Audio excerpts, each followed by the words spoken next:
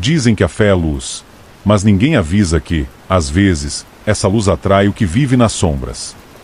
No coração de uma serra coberta por neblina, erguia-se o convento de Santa Aurélia, um prédio de pedra tão antigo que parecia nascer da própria montanha. Por décadas, as freiras viveram ali em silêncio, rezando, penitenciando-se e vigiando o mal que, segundo antigas cartas do Vaticano, fora selado nos porões do lugar. Mas nada fica selado para sempre.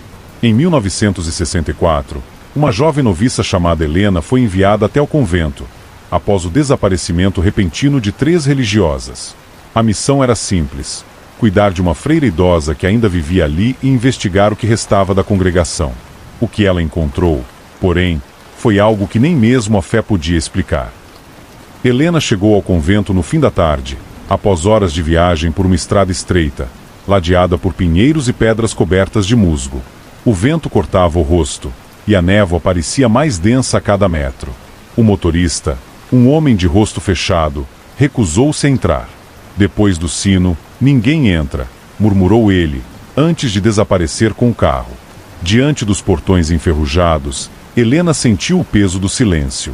O convento era imenso, mas morto. As janelas estavam fechadas com tábuas, e o som distante de um sino quebrado ecoava como um gemido.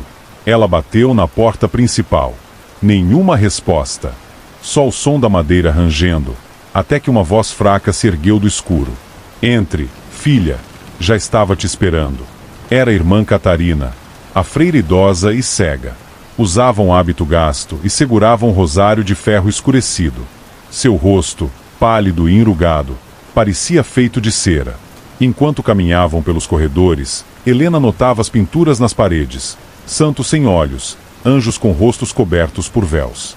Um cheiro de incenso queimado e mofo tomava o ar. As outras irmãs, elas ainda estão aqui? Perguntou Helena. A velha parou. Apertou o rosário com força. Aqui, tudo que morre, continua de algum jeito. Helena sentiu a pele arrepiar. O quarto que Helena recebeu era pequeno, frio e úmido. As paredes de pedra estavam cobertas por marcas escuras que pareciam mãos antigas impressas no reboco. Sobre a cama, um crucifixo torto e uma Bíblia gasta, aberta no livro de Jó. Enquanto rezava antes de dormir, ouviu passos lentos no corredor. O som arrastado de algo metálico batendo no chão, talvez um terço, talvez correntes. Ela se levantou e abriu a porta, mas o corredor estava vazio. Apenas as velas tremulando, como se algo tivesse acabado de passar.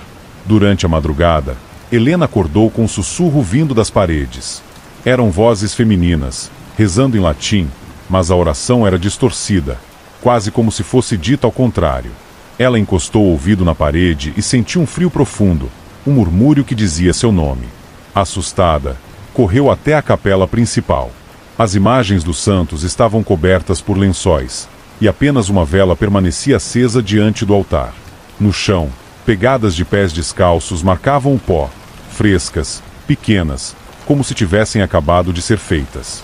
E no banco mais ao fundo, havia algo sentado. Uma sombra. O véu negro movia-se, mesmo sem vento algum. Irmã Catarina. Helena chamou. A sombra levantou o rosto e sorriu. Na manhã seguinte, Helena encontrou irmã Catarina ajoelhada diante do altar, rezando com fervor. O sol atravessava os vitrais quebrados, projetando cruzes de luz sobre o chão manchado. A jovem tentou falar sobre o que ouvirá, mas a velha interrompeu. As vozes não querem ser ouvidas, filha.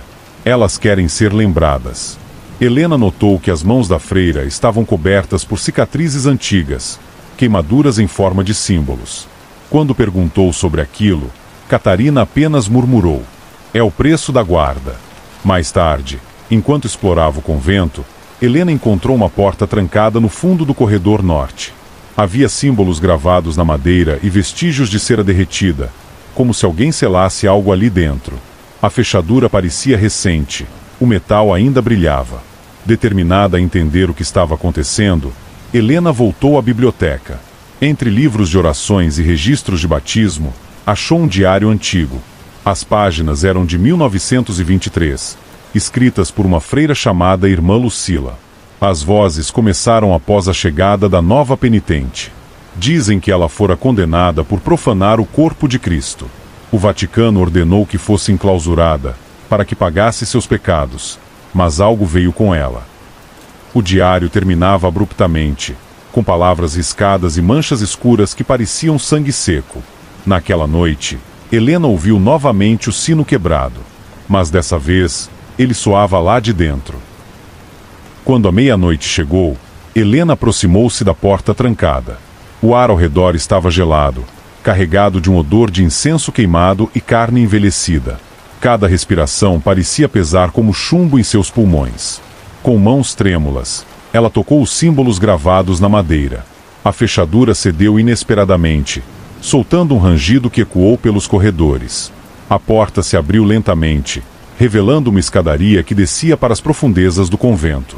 O cheiro ficou mais forte à medida que descia. Helena encontrou uma cela subterrânea. No chão, correntes enferrujadas ainda pendiam do teto e das paredes, e velas apagadas jaziam empoeiradas. O que mais a fez estremecer foram as figuras escuras, manchas que se moviam sutilmente, como se respirassem, sem forma definida, mas com olhos que brilhavam como carvões acesos. Uma voz rouca e arrastada ecoou pelas paredes de pedra. Finalmente, alguém chegou. Helena percebeu que as freiras desaparecidas não haviam sido mortas. Elas haviam sido transformadas em guardas de algo que não deveria existir. Cada oração, cada penitência, cada voto selava o mal que dormia ali há décadas. Um sussurro passou por sua mente. Tu também ficarás, ou morrerás tentando escapar. O terror tomou cada músculo de seu corpo, e a porta atrás dela rangeu, fechando-se sozinha. Escurideo pericia viva, respirando, crescendo. No fundo da cela, uma presença se materializou. Era alta, magra, com braços desproporcionais e um rosto oculto por sombras que pareciam respirar. Helena sentiu os olhos invisíveis da entidade perfurarem sua alma. Ela tentou recitar uma oração, mas as palavras saíam distorcidas, quase gaguejadas, como se a própria fé fosse sugada pelo ambiente. Cada passo que dava era acompanhado de sussurros, vozes de freiras desaparecidas, ecos de penitência eterna. A sombra avançava lentamente, seus movimentos fluidos, impossíveis de rastrear. Helena percebeu que aquilo não apenas existia, mas aprendia, imitava seu medo, moldando-se aos pensamentos dela.